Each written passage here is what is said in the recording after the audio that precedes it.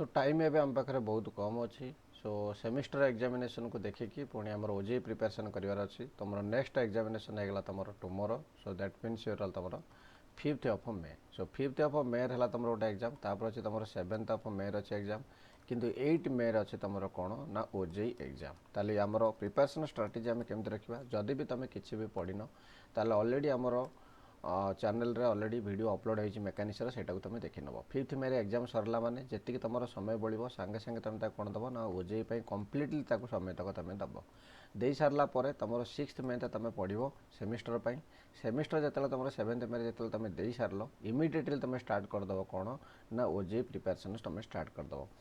किसी भी करने दरकार ना एठू तक जो टाइम रहा जहाँ भी तुम सर्ट नोट्स बनईच जहाँ भी तुम वीडियो माने वीडियो देखी किसी जो नोट्स बनईच से गुड़ाक कम्प्लीटली तुम थे थे रिविजन करदेव फास्ट तुम मैथमेटिक्स जहाँ तुम देखा कथा मैथमेटिक्स तक रिविजन करदेव इवनिंग टाइम तुम इलेक्ट्रिकल रिविजन करदेव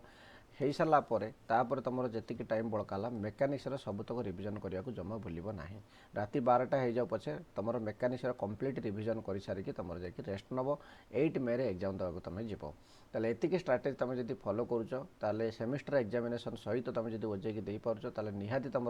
टार्गेट रखा दरकार 40 क्वेश्चंस तुम ठीक करार अच्छी जदि एतिकी तुम करुचे गोटे तुम गोटे भल रैंक आसबार संभावना रहिबो तो डोंट फॉरगेट तुम सेमिस्टर जी इंपोर्टाट ओजेई से important thank you so much.